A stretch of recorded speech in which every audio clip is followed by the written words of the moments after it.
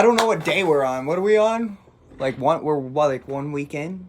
We're at like day 7? It's either day 7 or day 8. But today we are continuing from page 36, and what we were reading about previously was what to look for in an offer, right? The pain, purchasing power, the easy to target, and for the growing. I don't have my pen. Let me grab my pen for the mouth. So, it has come to my attention. I didn't even know people really know about this channel. Honestly, I thought this channel was like hidden. And I would like get away with, recording myself read, get the stutters out, the sucky verbiage that I have, and let me look this up for a little bit, at least a little bit. But it's come to my attention that people are already laughing at me, and that's all right. I know you're out there, but guess what?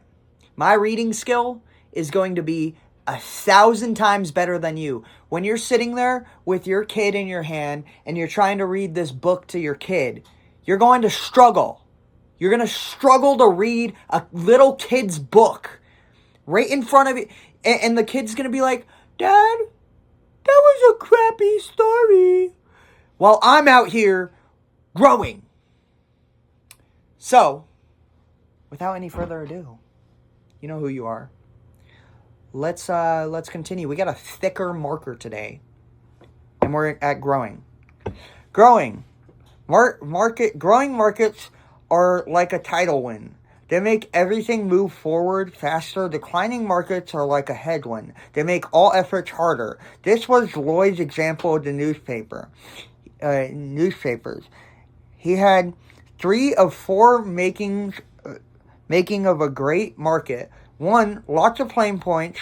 2, purchasing power. 3, easy to target.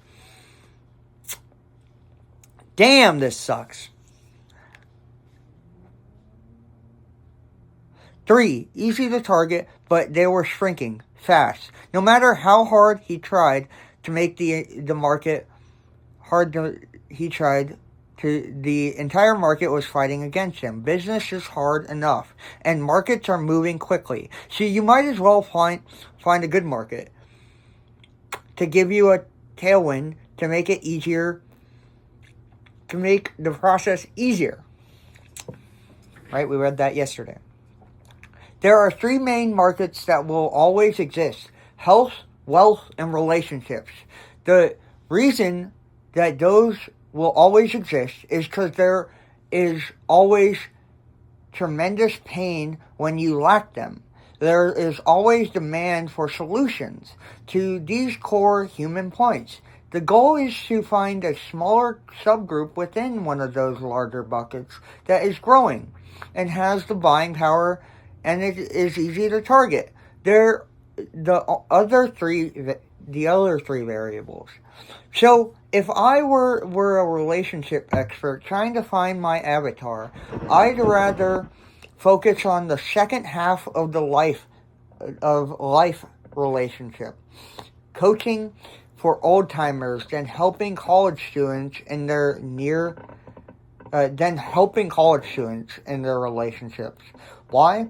Because the senior citizens who are alone are likely suffering more pain as they are nearing their death. Having more buying power, money, and are easy to find targeting. Lastly, at the time of this writing, there are more people turning 65 each year than turning 20, growing. Dang. That is the idea. That is the idea. Think about what you are good at in regarding to health, wealth, and relationships. Then think about who might value your services the most. Is this the most, in quotes, is in the most pain, end quote. Has the buying power to pay what you want, in quotes, money, end quote, and can be found easily, in quote, targeting, end quote. As long as those three criteria are met and the market is shrinking, you'll be in good shape. But how important to your success is finding a great market versus a normal market versus a bad market? The answer is it actually depends. Let me explain. In order of importance, 3 levers on success. It is unlikely you're going to be be in a dying market like the newspaper example. It's unlikely you're going to be selling toilet paper in COVID, a buying frenzy, end quote. You'll likely be in a normal market, and that's totally okay. There's a fortune to be made within the normal markets. My single point here is that you can't be in a bad market or nothing will work. That being said, here's a simple illustration of the order of importance between markets, offers, and persuasion skills. Somebody sent me a DM. Oh, we're good. Let's say you were to rate these elements on a scale of great, normal, and bad. You could essentially move down the line from left to right in order of importance. A great rating on a higher order piece overpowers anything else, lower on the priority scale. A normal rating moves the bucket to the next part of the equation. A bad stops the equation unless a bad stops the equation unless a great from a higher priority component nullifies it. Here are a few examples. Example 1. Even if you have a bad offer and are bad at persuading, you are going to make money if you are in a great market. If you are on the corner hawking hot dogs while the bars close up at 2 a.m. with mobs of starving drunk folks, you're going to sell out of hot dogs. Example 2. If you are in a normal market and have a grand slam offer, great offer, you can make tons of money, even if you're bad at persuading. This is most people reading this book. That's why I wrote it, to help you maximize your success by learning to really build a grand slam offer. Example 3. Let's say you are in a normal market and have a normal offer. In order to be massively successful, you would have to be exponentially good at persuading. Then, and only then, will you succeed with your persuasion skills, serving as the fulcrum of your success. Heck, many empires have been built by exceptional persuaders. It's just the hardest path to follow and requires the most effort and learning. Nailing your offer helps you shortcut this path. Otherwise, you will have a normal business, and that takes exceptional skills to be successful. Nothing wrong with that, but probably not what you want, probably not what you signed up for. Commit to the niche. I have a saying when coaching entrepreneurs on picking their target market. Don't make me niche slap you. Too often, a newer entrepreneur half-heartedly tries one offer in one market, doesn't make $1 million, then mistakenly thinks this is a bad market. Most times, that's not actually the case. They just haven't found a grand slam offer yet to apply to their market. They think I'll switch from helping dentists to helping chiropractors. That's it. When in reality, both of these are normal markets and represent billions of dollars in revenue. Either Either would work, just not both. You must pick one.